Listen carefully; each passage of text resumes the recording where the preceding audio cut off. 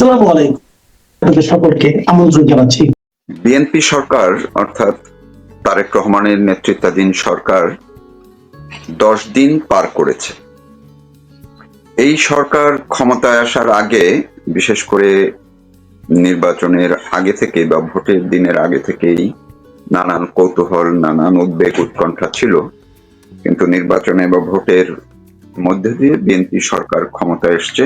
নির্বাচনটি যে বিতর্কিত, প্রশ্নবিদ্ধ, এটি নিয়েও এখন আর নতুন করে কিছু বলার নেই। কিন্তু আমরা যদি তারেক রহমান সরকার যখন ক্ষমতায় বসেছেন, যেদিন থেকে ক্ষমতায় বসেছেন সেদিন থেকে এই গত 10 দিন একটু পর্যবেক্ষণ করার চেষ্টা করি এবং যদি প্রশ্ন করি যে আপনাদের কাছে যারা এখন শুনছেন কিংবা পরে যখনই শুনবেন, সবার কাছে একটা প্রশ্ন নিজেদের মধ্যে থেকেও তৈরি হতে পারে যে এই সরকার ক্ষমতায় বসার পরে গত 10 দিনের মধ্যে কি চমক দেখিয়েছেন, এমনকি কোনো চমক সৃষ্টি করতে পেরেছেন? বিভিন্ন জন বিভিন্নভাবে ব্যাখ্যা দিবেন, বিশ্লেষণ করবেন কিংবা ইতিমধ্যে করাও শুরু করেছেন। অনেকের ভাষায় যে 10 দিনের মূল্যায়ন বলতে পারেন বা মূল্যায়ন শুরু করেছেন অনেকেই। সেই জায়গা থেকে যদি চমকের কথা বলা হয়, অনেকে হয়তো একদম সবার আগে চট করে বলে ফেলবেন, চমক তো রাষ্ট্রপতি যে কথাগুলো বলেছেন, বক্তব্য দিয়েছেন ডক্টর মোহাম্মদ ইউনূসের বিরুদ্ধে, এর চেয়ে তো আর বড় চমক কিছু হতে পারে না। হ্যাঁ, সেটা এক ধরনের চমক, কিন্তু সেটি তো এই সরকারের আসলে সরাসরি বা প্রত্যক্ষ বা দৃশ্যমান কোনো বিষয় নয়। যদিও রাষ্ট্রপতি মোহাম্মদ শাহাবুদ্দিন তিনি তার বক্তব্যের মধ্যে বা তার ভাষার দিক থেকে বুঝিয়ে দিয়েছেন যে তার বক্তব্যের পেছনে নেপথ্যে হলেও এই বিএনপি সরকারের কিংবা সরাসরি বললে তারেক রহমানের এক ধরনের একটা প্রচ্ছন্ন সমর্থন আছে, কিংবা বলা যায় যে অনুমোদন নিয়েই তিনি বলেছেন। কারণ কোন অবস্থাতেই মনে করা যুক্তিসঙ্গত কারণ নেই যে তারেক রহমানের সম্মতি না নিয়ে তিনি এমন ভাবে কথাগুলো বলেছেন, কিংবা এমনও হতে পারে যে কালের কণ্ঠে যে সাক্ষাৎকার ছাপা হয়েছে দুটি, আমরা অতীত অভিজ্ঞতা অনুযায়ী দেখেছি এই ধরনের ক্ষেত্রে স্বাভাবিকভাবেই সরকারে যারা থাকেন তাদের শীর্ষ পর্যায়ের কিছুটা সম্মতি, মৌন সম্মতি, কিংবা তাদের যে এজেন্সি, গোয়েন্দা সংস্থাগুলো, তাদের কিছুটা ইনভলভমেন্ট থাকে। আমি জানি না সেরকম কিছু আছে কিনা, তবে ধরে নেওয়া যায় যে সেরকম কিছু থাকাটা স্বাভাবিক। কারণ তা না হলে এইভাবে রাষ্ট্রপতি এতটা খোলামেলা বলতে পারেন না। এবং এর মধ্যে দিয়েও রাষ্ট্রপতি নিজে তারেক রহমানকে কয়েকবার তিনি এক ধরনের ক্রেডিট দিয়েছেন যে তার জন্যই তিনি টিকে আছেন, কিংবা তার জন্যই তাকে তিনি ধন্যবাদ জানিয়েছেন ইত্যাদি। তো এটি আসলে তারেক রহমান বা বিএনপি সরকারের প্রত্যক্ষ কোনো চমক হিসেবে ধরা যায় না। আবার যদি আমরা সেই অর্থে, যেই অর্থে চমক বলা হয়, সেই অর্থে চমক অনেকে হয়তো একটু হোঁচট খেতে পারেন যে এমন কি চমক। আমি গত 10 দিনের যে ঘটনা প্রবাহগুলো, সেগুলোর মধ্যে দিয়ে 10টা চুম্বক বিষয় বেছে নিয়েছি এবং আমার কাছে মনে হয়েছে এগুলো চমক। এই কারণে যে এই সরকারটি ক্ষমতায় আসার আগে ধরে নেওয়া হয়েছিল যে, বা যখন এসছে এরপরে ধরে নেওয়া হয়েছিল যে এর আগে বাংলাদেশের যে সরকারগুলো ছিল, আগের বিএনপি সরকার কিংবা আওয়ামী লীগ সরকার কিংবা জাতীয় পার্টির সরকার, এইসব সরকারের সময় যা ঘটেনি, যেসব ঘটনা ঘটেছে, যেই সব ঘটনাগুলো সরকারকে ক্ষমতায় বসার পরে বিতর্কিত করেছে, প্রশ্নবিদ্ধ করেছে, কিংবা সরকারকে বিপাকে ফেলেছে, কিংবা মানুষের মধ্যে একটা নেতিবাচক ধারণা তৈরি করা হয়েছে, এই তারেক রহমানের সরকার সেটি করবে না এবং শুরু থেকেই এমন একটা আশাবাদ কিন্তু সবার মধ্যে ছিল। পাশাপাশি বলা হয় বা এক ধরনের একটা প্রচার আছে যে এই সরকারকে ক্ষমতায় বসানোর ক্ষেত্রে যেই সরকারটি 5ই আগস্ট বিদায় নিয়েছে, তাদের একটা নেপথ্যে এক ধরনের সমর্থন ছিল। সেই জায়গা থেকে আওয়ামী লীগের নেতা কর্মী সমর্থকরাও একটু উচ্ছ্বসিত ছিলেন, কিছুটা তারা মনে করেছিলেন যে না, দিন পাল্টে গেছে, অন্তত পক্ষে ইউনূস শাহী বা ইউনূস সরকারকে পতন ঘটানো গেছে। ফলে বিএনপি সরকার তাদের জন্য একেবারে দরজা খুলে দিবেন, তারা রাজপথে নামতে পারবেন, কিংবা আওয়ামী লীগের মামলাগুলো, আওয়ামী লীগের নেতাদের বিরুদ্ধে যে মামলাগুলো আছে সেগুলো রাতারাতি পরিবর্তন হয়ে যাবে, তাদের তারা কারাগারে যারা আছেন তারা বেরিয়ে যেতে পারবেন ইত্যাদি। সাধারণ নেতাকর্মীদের মধ্যে এমন ধারণাও ছিল। কিন্তু যেই জিনিসটি দেখা গেল যে শুধুমাত্র আওয়ামী লীগ নয়, কিংবা সাধারণ যারা রাজনীতি করেন কিংবা বিএনপির যারা রাজনীতিতে আছেন তাদের মধ্যেও অনেকের মধ্যে একটা মানসিক পরিবর্তন গত 10 দিনে তৈরি হয়েছে। সেটি হয়েছে এই কারণে, এই বিএনপির গত 10 দিনের মধ্যে এমন মোটা দাগে 10টি বড় ঘটনা ঘটেছে যেগুলো আসলে শুধুমাত্র রাজনৈতিক ভাবে না, সাধারণ মানুষের উপরেও একদম সরাসরি আঘাত করেছে। আমি বলছি ঘটনাগুলো কি। আপনারা ধরুন, যদি প্রথমে ধরি, আপনাদের মনে আছে এর আগে 91 সরকারের সময় কিংবা 2001 থেকে 2006 পর্যন্ত যে বিএনপি সরকার ছিল তখন, এমনকি আওয়ামী লীগের সময়ও খুব কয়েকটি ঘটনা এখনো মানুষের মনে আছে। আপনাদের মনে আছে আলতাফ হোসেন চৌধুরী যখন ক্ষমতায় ছিলেন তিনি বলেছিলেন লঞ্চডুবির ঘটনায় যে আল্লাহর মাল আল্লাহ নিয়ে গেছে। তো সেই যে ঘটনা, সেটা আবার আকবর হোসেন যখন নৌ পরিবহন মন্ত্রী ছিলেন তিনিও এমন কথা বলেছেন। সেই কথা কিন্তু এখন কেউ ভুলেন নাই। ঠিক সেই সুরের সাথে যদি আপনারা মিলান, চট করে কিন্তু ধরতে পারবেন যে এই যে এখন যে পরিবহন সেতু পরিবহন যোগাযোগ মন্ত্রী হিসেবে যিনি দায়িত্ব পেয়েছেন রবিউল, তিনি ক্ষমতায় বসেই তেমন একটি ডায়লগ দিয়ে ফেলেছেন যে এই চাঁদাবাজি যদি সমঝোতার মাধ্যমে চাঁদা আদায় হয় সেটি অপরাধ না। এটি কিন্তু যতদিনই বিএনপি ক্ষমতায় থাকবে এইটি কিন্তু আলোচনায় থাকবে, যদিও তিনি পরবর্তীতে ব্যাখ্যা দিয়ে এটি কাটানোর চেষ্টা করেছেন। এরপরে আসুন, যেহেতু আওয়ামী লীগের নেতাকর্মীরা মনে করছিলেন যে তারা অনেকটা নিরাপদ হবেন, নিরাপদে থাকতে পারবেন, এবং তারা আওয়ামী লীগের অনেক মাঠ পর্যায়ের সমর্থকরা বিএনপিকে ভোট দিয়েছে এমনটা মনে করা হয়, একটা সৌহার্দ্যপূর্ণ অবস্থানের মধ্যে থাকবে। কিন্তু ক্ষমতায় বসার পর পরে রাজশাহীর ডিআইজি একেবারে সার্কুলার দিয়ে বসলেন যে আওয়ামী লীগের নেতাকর্মীদের জামিন হলেও তাদেরকে জেল গেট থেকে সাথে সাথে অন্য মামলায় যাতে গ্রেফতার করা হয়। আপনারা কি মনে করতে পারেন যে এটি তারা উপরের কোনো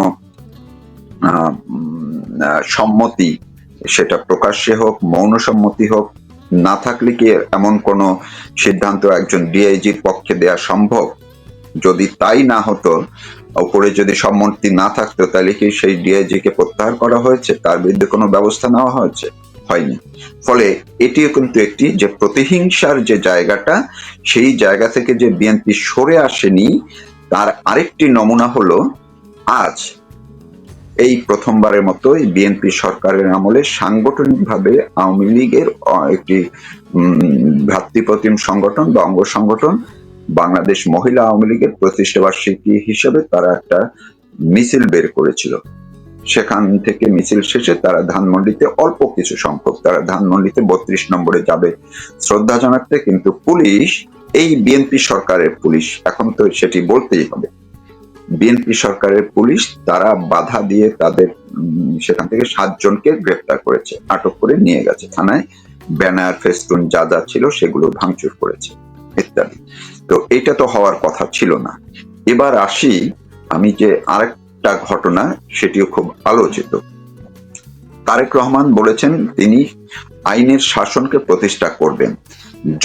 যেদিন বললেন তার ঠিক 2 দিনের মাথায় দেখা গেল বরিশালে বিএনপি নেতা সাদেকুর রহমান লিঙ্কন, যিনি আবার জেলা আইনজীবী সমিতির সভাপতি, তিনি সঙ্গের কয়েকজনকে নিয়ে রীতিমতো আদালতের এজলাসে বিচারকের উপস্থিতিতে আসবাবপত্র তছনছ করলেন, কিছুটা ভাঙচুরও করেছেন এবং ওই বিচারককে হুমকি ধামকি দিয়ে এজলাস থেকে চলে যেতে বাধ্য করেছেন। যদিও ওই বিচারক খুবই সাহসী, তিনি তাকে খুব একটা পাত্তা দেননি এবং বিচার বিভাগের ঊর্ধ্ব পর্যায় থেকে একদম প্রধান বিচারপতি থেকে যেহেতু এই বিষয়টিকে ভালোভাবে নেওয়া হয়নি, আর প্রধান বিচারপতির বাড়ি যেহেতু বরিশালে, তার আলাদা করেই এটা সেন্টিমেন্টাল ব্যাপার আছে। শেষ পর্যন্ত আমরা দেখলাম সেই সভাপতিকে, বিএনপি নেতা লিঙ্কনকে গ্রেপ্তার করা হয়েছে। এখনো বরিশালে গতকালকে পর্যন্ত আদালত বর্জন করছিলেন বিএনপি নেতা কর্মীরা। অন্যদিকে আপিল বিভাগ থেকেও একটা সিদ্ধান্ত বা জারি করা হয়েছে যে এদের বিরুদ্ধে ব্যবস্থা নিতে হবে। অর্থাৎ সেই জায়গায় বিএনপি এবং বিচার বিভাগের, বিএনপি সরকার এবং বিচার বিভাগের কিন্তু একটা মুখোমুখি অবস্থানে, কারণ এখন পর্যন্ত সমঝোতা হয়নি। এরপরে আমরা দেখলাম যে এই বইমেলার উদ্বোধনের দিনে যে কাণ্ডটি ঘটলো, মোহন রায়হান কবি, তাকে নিয়ে অনেক ধরনের বিতর্ক আছে। তিনি কবি এবং তিনি বহুদিন পর্যন্ত, বহু বছর পর্যন্ত তিনি লেখেন, তর্ক বিতর্ক অনেকের বিরুদ্ধে আছে, তার বিরুদ্ধেও আছে। তাই বলে একজন কবিকে সম্মান দেওয়ার জন্য, সম্মাননা দেওয়ার জন্য, পদক দেওয়ার জন্য তাকে ডেকে নিয়ে একদম প্রধানমন্ত্রীর উপস্থিতিতে ডেকে নিয়ে চেয়ারে বসিয়ে তার সঙ্গে সবাইকে পুরস্কার দেওয়া হলো, তাকে পুরস্কার দেওয়া হয়নি এবং বলা হচ্ছে যে তারেক রহমানের সিদ্ধান্তের কারণেই এটি স্থগিত করা হয়েছে। তো এই বিষয়টিও এর আগে একাধিকবার এইভাবে কোনো আর ঘটেনি, হয়তো তালিকায় নাম ছিল, পরে বাদ দেওয়া হয়েছে, এটি হয়েছে। তো 10 দিনের মধ্যে এটিও কিন্তু একটি বিষয়। এবার আসি যে এই সরকার আজকে দুটি সাধারণ মানুষের জন্য দুটি চমক তৈরি করেছে এবং এই দুটি কিন্তু খুবই একদম পুরোটাই সাধারণ মানুষের জন্য। জ্বালানি মন্ত্রী তিনি আজকে যে কথাটি বলেছেন সেটি এক ধরনের সাধারণ মানুষের প্রতি একটা ঘোষণার মতোই। তিনি বলেছেন যে ঋণ করার চেয়ে লোডশেডিং এর কষ্ট সহ্য করা ভালো। তার মানে তিনি ইঙ্গিত দিয়ে ফেলেছেন যে সামনে লোডশেডিং হবে, এই লোডশেডিং সবাইকে সহ্য করতে হবে। আমি আবারও বলছি, তার মানে বিদ্যুৎ নিয়ে মানুষের মধ্যে যে একটা অসন্তোষ আওয়ামী লীগ সরকারের আগে ছিল, কিংবা প্রথম দিকেও কিছুদিন ছিল, এবং বিগত বিএনপির সময়ে এই লোডশেডিং নিয়ে বহু কিছু হয়েছে। আপনাদের মনে আছে যে ফুলবাড়িতে আরো যে হত্যার ঘটনা ঘটেছে, এর আগে বহু এই ধরনের ঘটনা ঘটেছে। এবার বিএনপি ক্ষমতায় বসে আবার কিন্তু শুরুতেই আজকে জ্বালানি মন্ত্রী তেমন একটা ইঙ্গিত দিলেন যে বিদ্যুৎ নিয়ে বাংলাদেশের মানুষকে ভোগান্তি পোহাতে হবে, মানসিকভাবে প্রস্তুত নেওয়ার জন্য তিনি হয়তো আজকে ওইভাবে বলেছেন যে লোডশেডিং এর কষ্ট সহ্য করতে হবে। একজন মন্ত্রী যখন এই কথা বলেন, তার মানে একটি আভাস দেওয়া, একটি ইঙ্গিত দেওয়া। পাশাপাশি আরো এর চেয়েও বড় আরেকটি বিষয় বলেছেন অর্থমন্ত্রী। তিনি ঘোষণা দিয়েছেন, এটিকে ঘোষণাই বলা যায়, যে ট্যাক্স বাড়ানো হবে। তো এই সরকার একটা জনবান্ধব সরকার হিসাবে সবাই মনে করছিল। তো সেই জায়গাটিতে যদি এরকম ট্যাক্স, আজকে 10 দিন হলো ক্ষমতায় তারা বসছে, এর মধ্যেই তারা ট্যাক্স বাড়ানোর কথা বলে ফেললো, তার মানে এই ট্যাক্স বাড়ানোর বিষয়টি সাধারণ মানুষ কিভাবে নেবে? যারা আয় রোজগার করেন, বাংলাদেশের দ্রব্যমূল্যের যে ঊর্ধ্বগতি, সেইগুলো নিয়ে মানুষ হিমশিম খাচ্ছে। তার মধ্যে আবার ট্যাক্স বাড়ানোর যখন ঘোষণা আসে বা একটা বক্তব্য আসে মাত্র একটি সরকার ক্ষমতায় বসার 10 দিনের মধ্যে, এটিকে তো এক ধরনের আসলে চমকই বলা যায়, যে মানুষের জন্য সরকারের এক ধরনের উপহার যে আপনারা ট্যাক্স দিবেন। কারণ তারেক রহমান, আপনার মনে আছে, তিনি নির্বাচনের আগে বলেছেন যে আই হ্যাভ এ প্ল্যান। তো তার যে পরিকল্পনার একটি অংশ হিসাবে এটি ছিল যে ক্ষমতায় বসার 10 দিন পার না হতেই তিনি এমন একটি জানান দিবেন যে ট্যাক্স বাড়ানো হবে, লোডশেডিং আসবে। এই জিনিসগুলো কিন্তু খুবই গুরুত্বপূর্ণ কিছু বিষয় আছে।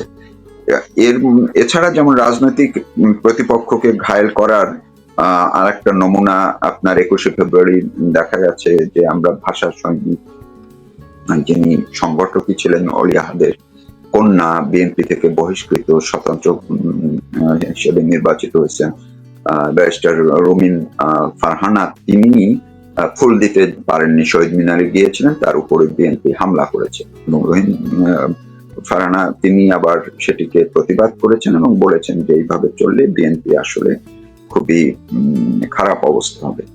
আরেকটি চমক হচ্ছে, এটি আসলেই চমক, যে বাংলাদেশের ইতিহাসে বা অন্য কোথাও এমন আছে কিনা যে সরাসরি যিনি অর্থনীতির সেক্টরে বা অর্থনীতিবিদ হিসাবে সমাজে রাষ্ট্রের বিভিন্ন পর্যায়ে বা কোথাও তার পরিচিতি নাই, সেই রকম একজন ব্যক্তিকে তুলে এনে রীতিমতো বাংলাদেশ ব্যাংকের গভর্নর বানানো হয়েছে এবং তিনি হলেন, কাগজে কলমে দেখা যায় যে তিনি বিএনপি নারায়ণগঞ্জের কমিটির একজন সদস্য ছিলেন। তার একটি ব্যবসা প্রতিষ্ঠান আছে, গার্মেন্টস সেক্টরে তিনি ব্যবসা করেন, যদিও তিনি বাণিজ্যিক খাতে কিছু তার ডিগ্রি টিগ্রি আছে, তাকে এনে বসিয়েছে। এই বিষয়টিও বাংলাদেশের অর্থ বাণিজ্য সেক্টরে, ব্যাংকিং সেক্টরে বিরূপ এক প্রতিক্রিয়া তৈরি করেছে, কিছুটা মিশ্র প্রতিক্রিয়া আছে। এমনকি বিএনপির মধ্যেও দেখা গেছে এটি নিয়ে একটা অস্বস্তি আছে, তারা বিষয়টিকে বলতে পারছেন না। আর বড় আরেকটি বিষয়, সেটি হচ্ছে ক্ষমতায় বসার 10 দিন পার হয়নি, এর মধ্যেই গত 4 দিন আগেই নরসিংদীতে যে একটি মেয়েকে ধর্ষণের অভিযোগ ওঠার পরে তার বাবার কাছ থেকে সেই মেয়েটিকে, কিশোরীকে ধরে নিয়ে হত্যা করা হয়েছে এবং অভিযোগ অনুযায়ী এই হত্যার ঘটনায় স্থানীয় ইউনিয়ন বিএনপির নেতারা জড়িত ছিলেন। ইতিমধ্যেই বিএনপির 5 জনকে গ্রেপ্তার করা হয়েছে।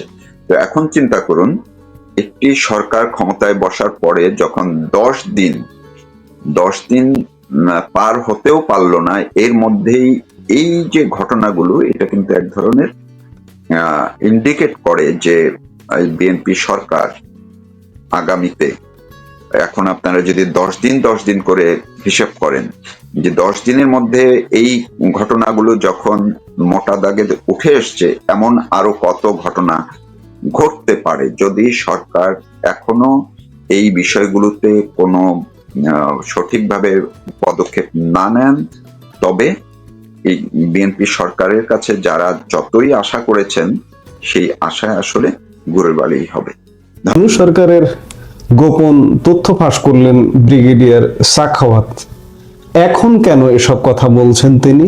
সম্প্রতি এক সাক্ষাৎকারে, টেলিভিশন সাক্ষাৎকারে ব্রিগেডিয়ার সাখাওয়াত ইউনূস সরকারের গোপন তথ্য ফাঁস করেছেন। সেই তথ্য এখন কেন ফাঁস করছেন সেটি বড় প্রশ্ন। আমি শুরুতেই যদি বলি, ব্রিগেডিয়ার সাখাওয়াতদের মতো লোককে গা বাঁচাতে চাইছেন? ইউনূস সরকারের যে এই যে এত অপকর্ম 1.5 বছরের, এই 1.5 বছরের সঙ্গী হয়ে তিনি ছিলেন, শেষ দিন পর্যন্ত ইউনূস সরকারের ক্যাবিনেটে ছিলেন। ক্যাবিনেট থেকে চলে আসার পর এখন বলছেন ইউনূস সরকার এটা করেছে, সেটা করেছে, আমি পদত্যাগ করতে চেয়েছিলাম, আমাকে পদত্যাগ করতে দেওয়া হয়নি। এখন কি এগুলো এই বয়সে, শেষ বয়সে এসে দেশে অবস্থান করে গা বাঁচানোর কি একটা অংশ, নাকি অন্য কিছু? আমরা একটু দেখে আসি যে ব্রিগেডিয়ার সাখাওয়াত কি বলছেন। বাংলাদেশের রাজনীতিতে আবারও তোলপাড় ব্রিগেডিয়ার সাখাওয়াতের এই সাক্ষাৎকার নিয়ে। অন্তর্বর্তী সরকারের সাবেক উপদেষ্টা ব্রিগেডিয়ার জেনারেল অবসরপ্রাপ্ত সাখাওয়াত হোসেন দীর্ঘ নীরবতা ভেঙে মুখ খুলেছেন। আর তার এই মুখ খোলা বেরিয়ে এসেছে একের পর এক চাঞ্চল্যকর তথ্য। ডক্টর ইউনূসের অন্তর্বর্তী সরকার কি আসলেই সবার মতামতে চলেছে, নাকি আড়ালে অন্য কেউ কলকাঠি নেড়েছে? কেন তাকে স্বরাষ্ট্র মন্ত্রণালয় থেকে সরিয়ে দেওয়া হলো? হেলিকপ্টার থেকে কারা গুলি করেছিল, যাদের চেহারা আমাদের মতো নয়? কেন তিনি বলছেন কিচেন ক্যাবিনেটের কথা? সাখাওয়াত হোসেনের সাক্ষাৎকারের সবচেয়ে বড় যে বিষয়টি সেটি হলো কিচেন ক্যাবিনেট। তিনি পরিষ্কার করে বলেছেন যে ডক্টর ইউনূসের উপদেষ্টা পরিষদের ভেতরে একটি ছোট কিচেন ক্যাবিনেট ছিল, তিনি নিজে সেই ক্যাবিনেটের সদস্য ছিলেন না। সাখাওয়াত হোসেনের ভাষায় সেখানে কি আলোচনা হতো অন্য উপদেষ্টাদের জানানো হতো না। এই কিচেন ক্যাবিনেটের সদস্যরা ছিলেন ডক্টর ইউনূসের অতি নিকটজন।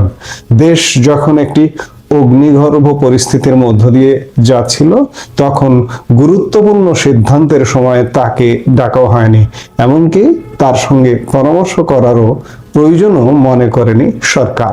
এখান থেকে একটি প্রশ্ন ওঠে, তবে কি অন্তর্বর্তী সরকারে উপদেষ্টাদের মধ্যে বিভাজন ছিল? এটি যে ছিল এতে কোনো সন্দেহ নেই। সাখাওয়াত হোসেন মনে করেন হয়তো তিনি তাদের মনোভাবের লোক ছিলেন না বলেই তাকে দূরে রাখা হয়েছিল। তিনি স্পষ্ট জানিয়েছেন যারা এই কিচেন ক্যাবিনেট চালিয়েছে তারা চিহ্নিত এবং তারা তার কলিগ ছিলেন। এটি সরকারের অভ্যন্তরীণ সমন্বয়হীনতার এক বড় প্রমাণ। আমরা ওই সময়ের যে কন্টেন্ট গুলোতে বলেছি যে অনেক উপদেষ্টা আসলে পদত্যাগ করতে চান, অনেক বলতে কয়েকজন উপদেষ্টা এই সাখাওয়াত হোসেন বা আরো অনেকে করতে চান, কিন্তু সেই সময় ইউনূস সরকারের পক্ষ থেকে তাদেরকে চেপে রাখা হতো যে না আপনারা যাবেন না, গেলে সরকারের ভাবমূর্তি নষ্ট হবে। কিংবা এই সময় যদি এই সাখাওয়াত হোসেনরা সাহসী পদক্ষেপ নিতেন কিংবা ওয়াহিদুদ্দিন মাহমুদ বা এই ধরনের মানুষ যারা ছিলেন তারা যদি পদক্ষেপ নিতেন যে আমরা চলে যাব, থাকবো না, তাহলে কিন্তু আপনাদের মনে আছে নিশ্চয়ই 111 সরকারের সময়, ওই সময়ও কিন্তু তত্ত্বাবধায়ক সরকারের ব্যাপক পদত্যাগ, পাল্টা পদত্যাগ, আবার নিয়োগ, এমন ঘটনা কিন্তু ঘটেছিল। ঘটবার কারণে তখন কিন্তু যে কোনো ভাবে তখন একটা স্টেবল সিচুয়েশন ছিল এবং একটি ভালো শাসন ছিল, মানুষ অন্ততপক্ষে একটু স্বস্তিতে ছিল বলা যায়। বিএনপি জামাতের এক টার্মের একটা বাজে শাসনের পরে 111 সরকারের সময় একটু স্বস্তিতে ছিল। কিন্তু আজকে এই সাখাওয়াত হোসেনরা কিন্তু সাহসী পদক্ষেপ নিতে পারেননি, পদত্যাগ করেননি, যার দরুন বাংলাদেশের মানুষকে কিন্তু সাফার করতে হয়েছে। এর দায় তো সাখাওয়াত হোসেনদের নিতেই হবে, যেই হোক না কেন, এই পরিষদে যতজনই থাক না কেন প্রত্যেককে এর দায় নিতেই হবে। স্বরাষ্ট্র মন্ত্রণালয় থেকে তাকে সরিয়ে দেওয়া হলো কেন সে বিষয়েও তিনি কথা বলেছেন। সাখাওয়াত হোসেন বিস্তারিত বর্ণনা দিয়েছেন সে বিষয়ে। তার প্রধান লক্ষ্য ছিল পুলিশকে মাঠে ফিরিয়ে আনা এবং পুনর্গঠন করা। 5ই আগস্টের পর পুলিশ যখন ভয়ে থানায় ফিরছিল না, ট্রাফিক পুলিশ যখন রাস্তায় দাঁড়াতে চাইছিল না, তখন সাখাওয়াত হোসেনই তাদের উৎসাহ দিয়ে মাঠে নামিয়েছিলেন। তিনি তার কৃতিত্ব জাহির করেছেন। খুব স্বাভাবিকভাবে তিনি জানিয়েছেন প্রায় 4000 রাইফেল লুট হয়েছিল, যার মধ্যে কিছু উদ্ধার হলেও 1000 খানেকের বেশি রাইফেল ও পিস্তল এখনো সাধারণ মানুষের হাতে বা নিখোঁজ অবস্থায় আছে। সাধারণ মানুষ বলতে এগুলো সন্ত্রাসীদের হাতে আছে এবং এই রাইফেলগুলো এই বর্তমান বিএনপি সরকারের জন্য একটা বড় থ্রেটের কারণ, সেটিও বলেছেন সাখাওয়াত হোসেন। সাখাওয়াত হোসেন যখন স্বরাষ্ট্র মন্ত্রণালয়কে গুছিয়ে আনছিলেন ঠিক তখনই তাকে সরিয়ে দেওয়া হলো কেন? তার অপরাধ ছিল তিনি কিছু কঠিন সত্য কথা বলেছিলেন যা তৎকালীন সময়ের জন্য সঠিক নয় বলে মনে করছিল সরকার। এমনকি ডক্টর ইউনূস তাকে তখনই পদত্যাগ করতে দেননি, কারণ এতে খারাপ বার্তা যেত, অর্থাৎ ওই সময় সাখাওয়াত হোসেন পদত্যাগ করতে চেয়েছিলেন। এই জন্য ডক্টর ইউনূস তাকে পদত্যাগ করতে দেননি, তাকে নৌ পরিবহন, বস্ত্র, পাট এইসব মন্ত্রণালয়ে পাঠানো হয়েছিল। এবার আসা যাক সবচেয়ে ভীতি জাগানিয়া তথ্যে। 7.62 চাইনিজ রাইফেল টাইপ 39 এটি একটি মারাত্মক যুদ্ধাস্ত্র যা সাধারণত সমরাস্ত্র হিসেবে ব্যবহৃত হয় এবং সিভিলিয়ান বা পুলিশি কাজে নিষিদ্ধ। সাখাওয়াত হোসেন আনসার সদস্যদের উপর গুলির ঘটনা তদন্ত করতে গিয়ে দেখেন যে লুঙ্গি ও গেঞ্জি পরা হেলমেটধারী কিছু লোক পুলিশের এই রাইফেল ব্যবহার করছে। কিন্তু এর চেয়ে বড় তথ্য হলো সাখাওয়াত হোসেনের কাছে এমন কিছু ছবি ও ভিডিও আছে যেখানে দেখা গেছে হেলিকপ্টারে কিছু মানুষকে ওঠানো হচ্ছে যাদের চেহারা ও শারীরিক গঠন আমাদের দেশের মানুষের মতো নয়। তিনি বহিরাগত শব্দটা ব্যবহার করেছেন। তিনি প্রশ্ন তুলেছেন এই অহরহ প্রশিক্ষিত স্নাইপাররা কারা ছিল, কেন পুলিশকে এই নিষিদ্ধ রাইফেল দেওয়া হলো? তিনি তদন্ত করতে চেয়েছিলেন, কিন্তু তাকে সুযোগ দেওয়া হয়নি। এই প্রশ্নটি কি তবে বিশাল কোনো ভূ রাজনৈতিক ষড়যন্ত্রের দিকে ইঙ্গিত করে? সাখাওয়াত হোসেন তার দায়িত্ব পালনকালে বিদেশি কোম্পানিগুলোর সাথে চুক্তির বিষয়েও কথা বলেছেন, বিশেষ করে আমেরিকান কোম্পানি সেভরন এবং শ্রমিক কল্যাণ তহবিলের 4% অর্থ নিয়ে যে বিতর্ক ছিল। টিসিসি বা টেকনিক্যাল কমিটি রাজি না থাকলেও তিনি দুই পক্ষের সম্মতিতে তা 1 থেকে 1.5% নামিয়ে আনেন, যাতে বিদেশি বিনিয়োগ বাধাগ্রস্ত না হয়। তিনি মনে করিয়ে দিয়েছেন যে অফশোর ড্রিলিং এর মতো উচ্চতর প্রযুক্তি শুধু আমেরিকার কাছেই আছে, যা চীনের কাছেও নেই। এখানে তিনি দেশের উন্নয়নের স্বার্থে কিছুটা নমনীয় হওয়ার পক্ষপাতী ছিলেন। অন্তর্বর্তী সরকারের উপর বড় দেশগুলোর প্রভাব আছে কিনা এমন প্রশ্নের জবাবে তিনি বলেছেন, সব ক্ষেত্রে না হলেও ট্রেড নেগোসিয়েশন বা বাণিজ্যিক দর কষাকষিতে বড় ধরনের আন্তর্জাতিক চাপ ছিল। এটি প্রমাণ করে যে পর্দার আড়ালে বড় রাষ্ট্রগুলো বাংলাদেশের বর্তমান পরিস্থিতির ওপর গভীর নজরদারি এবং প্রভাব বিস্তার করছে। প্রিয় দর্শক, সাখাওয়াত হোসেনের এই বক্তব্য অনেকগুলো অমীমাংসিত প্রশ্নের জন্ম দিয়েছে, বিশেষ করে কিচেন ক্যাবিনেটের গোপন অভিসন্ধি, নিখোঁজ হওয়া হাজার হাজার মরণাস্ত্র আর হেলিকপ্টারে দেখা যাওয়া সেই অচেনা মানুষগুলো। এই সব কিছু ইঙ্গিত দিচ্ছে আমরা যা দেখছি তার আড়ালে আরো অনেক কিছু ঘটেছে। আপনারা কি মনে করেন? সাখাওয়াত হোসেনকে কি সত্যি বলার কারণেই সরিয়ে দেওয়া হয়েছিল? কমেন্ট করে আমাদের জানান। আর সোজা কথা, আমি শুরুতেই যেটি বললাম, আজকে মন্ত্রিপরিষদ বা উপদেষ্টা পরিষদ থেকে বেরিয়ে আসা বা স্বাভাবিক নিয়মে যখন তার মেয়াদ শেষ হয়ে গেছে, দায়িত্ব ছেড়ে এসে এখন যদি তিনি বলেন আর দায় এড়াতে চান, তাহলে তো আসলে হয় না।